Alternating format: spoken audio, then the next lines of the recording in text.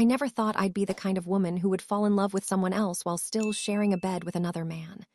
I used to think people who cheated were heartless or selfish, the kind of people who didn't understand loyalty or what it meant to care for someone. But it's never that simple, is it? It's never just one big decision.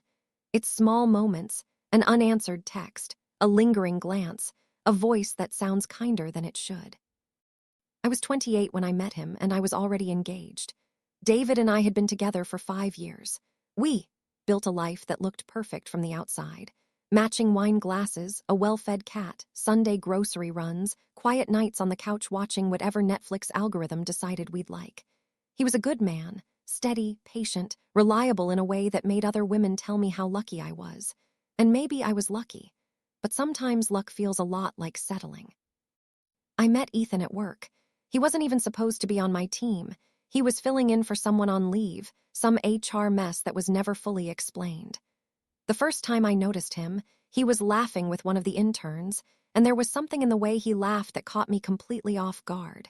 It was easy, real, like he hadn't yet learned how to fake enthusiasm the way most adults do. He had these gray-blue eyes that seemed to notice things no one else did, like when I was too quiet in a meeting or when my coffee was half empty. I told myself it was harmless. Everyone flirts a little at work. It breaks up the monotony. You feel seen, and then you go home and forget about it. But I didn't forget. I found myself thinking about him when I brushed my teeth at night, when David asked about my day, when I passed a cafe that looked like somewhere Ethan might read on weekends. It was like my brain had rewired itself to notice all the empty spaces in my life, and he was the only one who seemed capable of filling them. The first time Ethan and I talked outside of work, it was over Slack.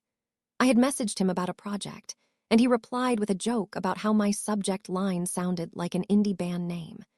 That led to a thread of messages that spiraled from work to music to childhood dreams, and before I realized it, we were sharing stories about our worst heartbreaks. He told me about a girl he almost married who cheated on him with his best friend. I told him about the miscarriage David and I had last year, and how it changed everything between us. I didn't mean to tell him that. I'd barely told my friends. But something about Ethan made it feel safe, like he could hold a piece of my pain without judging it. After that, it was like a switch flipped. We started staying late at the office, just to finish something up. I'd feel his eyes on me when I walked past his desk. Sometimes he'd brush against me, barely, just enough to make my heart race, and I'd pretend not to notice. The first time he kissed me, it was raining. We were walking to the parking lot, both of us laughing about something stupid, and I slipped on the wet concrete. He caught me, and suddenly I was staring up at him, and for once I didn't think. I didn't overanalyze, I didn't weigh the consequences. I just kissed him. It was soft and desperate all at once. The kind of kiss that feels like a confession. When we pulled apart, I remember whispering, "We can't," even though every part of me wanted to. He nodded, but his hand stayed on my waist a second too long, and I knew we'd already crossed the line.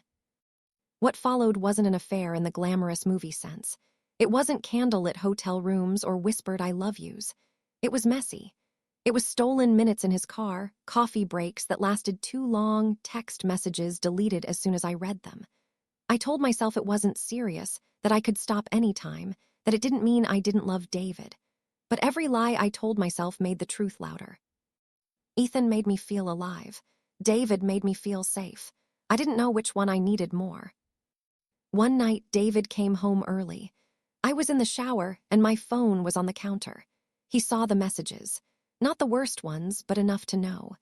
I remember hearing the bathroom door open and seeing his face through the steam, his eyes wide and hollow, holding my phone like it was something dirty. "Who is he?" he asked. I didn't answer. Maybe because I didn't know how to explain it without destroying him. Maybe because part of me thought silence would hurt less. He left that night, packed a bag and drove to his brother's house. I didn't chase him. I just sat on the floor of our bathroom, staring at my reflection in the fogged-up mirror, wondering how something that felt so right could unravel everything I thought I was. Ethan tried to comfort me, but it wasn't the same. The guilt sat between us like a third person, heavy and unrelenting. Every touch felt tainted. Every word felt wrong. I realized too late that what drew me to him wasn't love, it was the illusion of being seen. Months later, when the dust finally settled, I reached out to David. We met for coffee, awkward and polite, two people pretending to be strangers. He looked thinner, sadder. He told me he was seeing someone new. I told him I was happy for him, and for the first time, I actually meant it. When I walked home that night, the city lights blurred in the rain, and I realized I wasn't broken anymore. Just quieter. Maybe that's what healing really is, not a grand epiphany, but a kind of stillness. The acceptance that sometimes you love the wrong person, sometimes you destroy good things, and sometimes you just have to live with that. Months passed, but time didn't move the way it used to.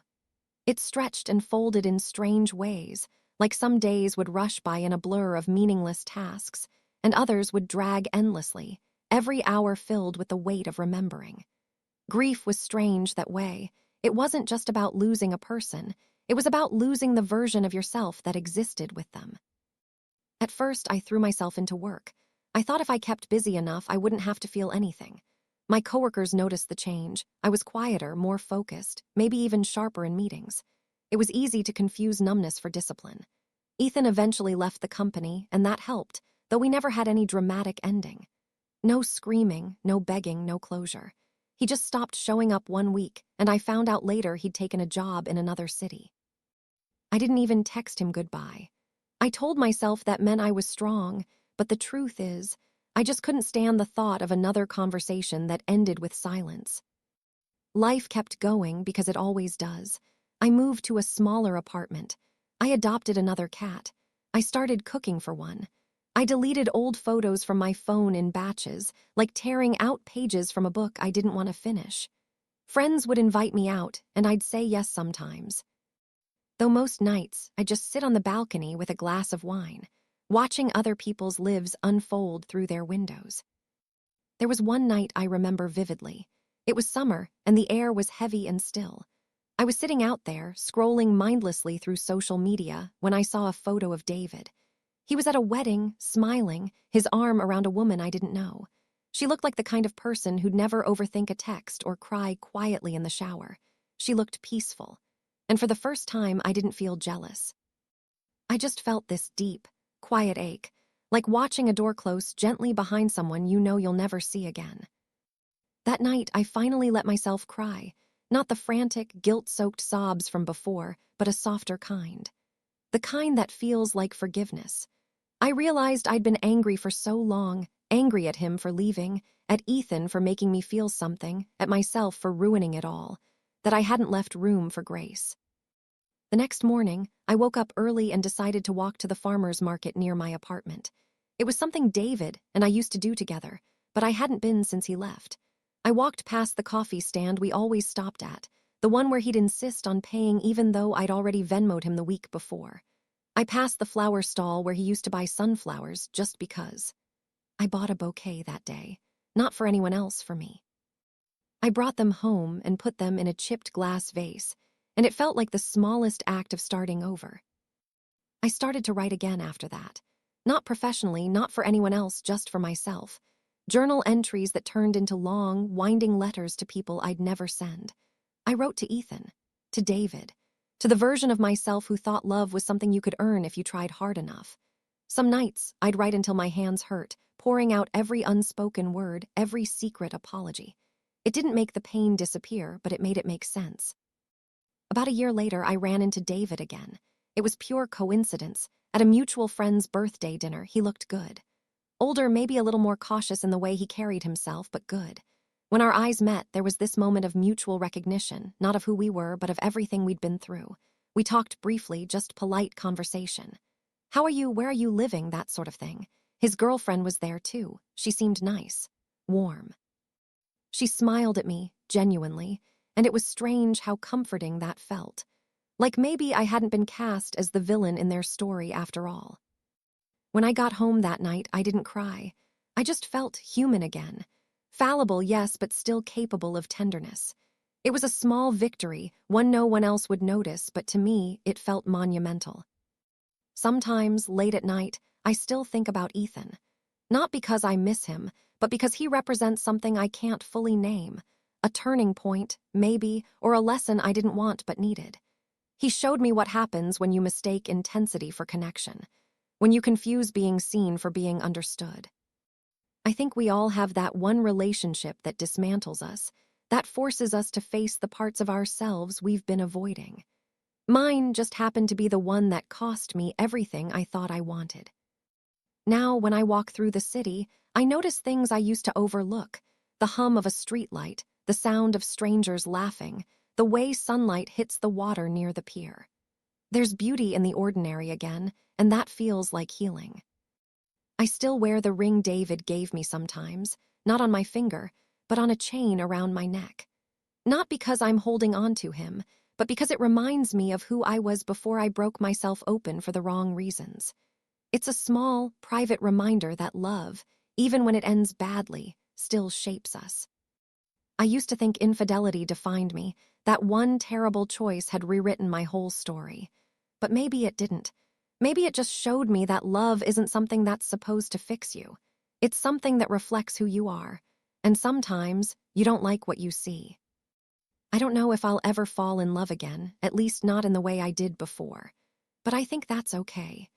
Maybe love, real love, isn't about finding someone who makes you feel whole. It's about learning to live with your cracks and still finding light that gets through. And maybe that's enough. Years later, the sharpness of it all dulled into something quieter. The ache didn't disappear, but it stopped screaming. It settled into the background hum of life, like the sound of a city at night. Distant, familiar, sometimes almost comforting. I had moved twice since then, first to escape the memories, and then because I finally realized I didn't have to. My apartment now sits high above the street, overlooking a skyline that never sleeps. There are plants everywhere, some alive, some stubbornly clinging on despite my neglect, and photographs that tell a version of my life I'm still learning to accept. I turned 34 last month. There's something sobering about your mid-30s.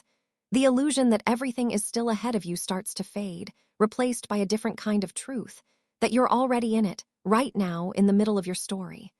The part no one romanticizes. The quiet, steady stretch where you learn to live with what you've done and what's been done to you. I didn't marry again. There were people, dates that blurred together into polite laughter and stories told over glasses of wine. For a while, I tried online dating. The small talk exhausted me. Everyone was either looking for something to fill a void or running from one. I guess I recognized too much of myself in that, so I stopped forcing it. Instead, I started volunteering at a women's shelter. It wasn't about redemption, though maybe at first it was. But somewhere along the way, I found peace in listening to other women tell their stories, the raw, unfiltered kind. The kind you don't share at brunch or post online.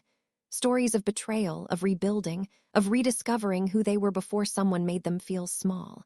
It struck me how similar we all were, even in our differences. How pain makes you part of an invisible sisterhood no one asks to join. One woman, Julia, told me about how her husband left her after 20 years, just packed up and moved in with his coworker. She laughed when she said it, but her hands trembled. I told her something I hadn't said out loud before. Sometimes love ends quietly, and sometimes it ends like a storm. But either way, it ends, and you're still here. She looked at me like I'd said something profound, but really, I was just saying what I needed to believe. One Sunday afternoon, I ran into Ethan again. I didn't recognize him at first. His hair was shorter, a little gray at the temples. He was at a cafe, sitting by the window, scrolling on his phone. For a moment. Time folded. I remembered the first time he'd looked at me, the rush of adrenaline, the terrible thrill of being wanted. I thought about walking past, pretending not to see him, but something in me hesitated. I walked inside.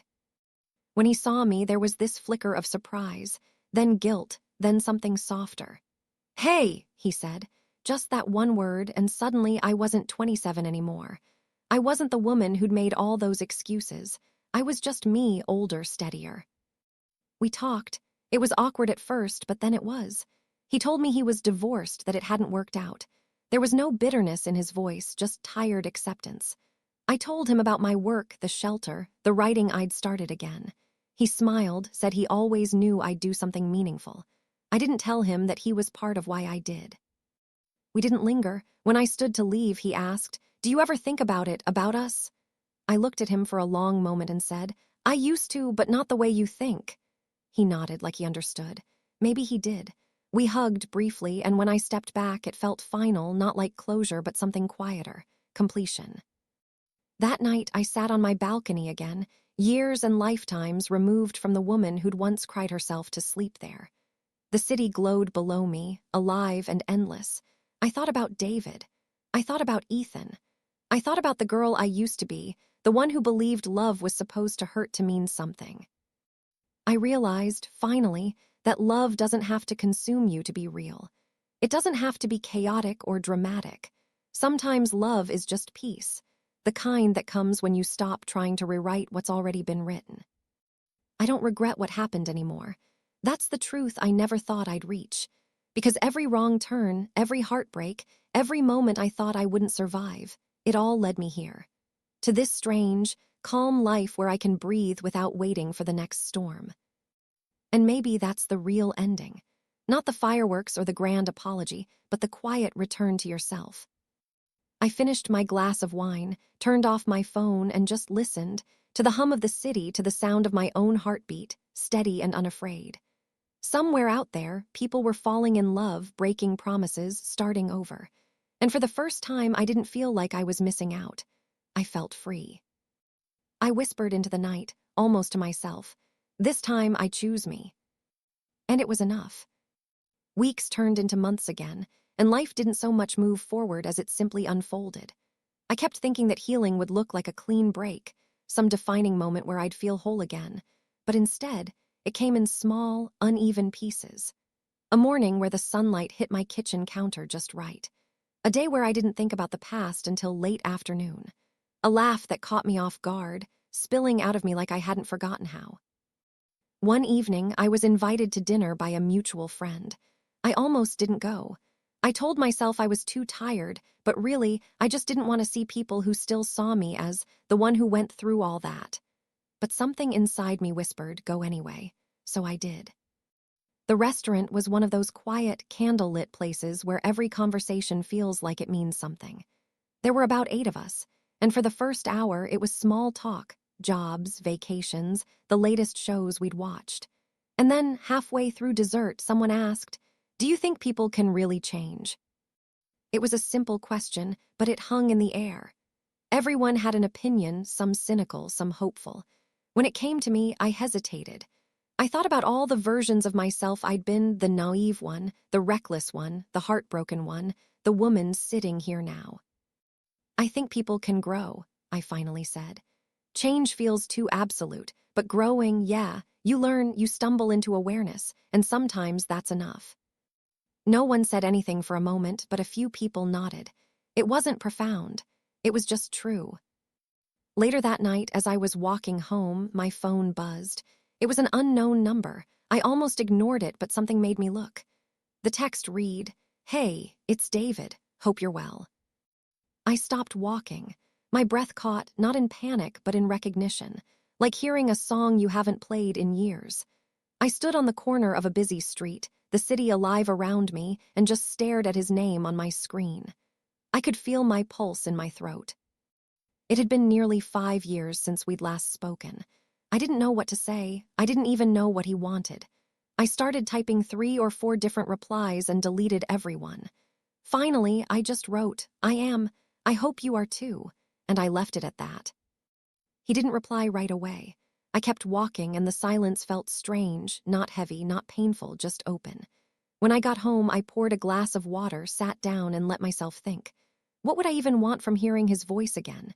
Did I need an apology? Closure? The truth was, I'd already built my life around the absence of those things. I didn't need him to give me peace. I'd found it myself. A week later, he texted again. "Would you ever want to catch up? Just coffee." I stared at it for a long time. And then, for reasons I can't quite explain, I said yes. When I saw him again, it was like seeing an echo. He looked older, softer around the eyes, a little grayer at the edges. But his smile was the same, that careful, quiet smile that had once meant everything. We talked for hours, not about the past, but about life. His job, my work at the shelter, our families, the city. There were no tears, no confessions, no dramatic closure. Just two people who had loved each other once, sitting across a table, letting time do what time does best, soften the edges. When we stood to leave, he said, "I'm glad you're okay." I smiled.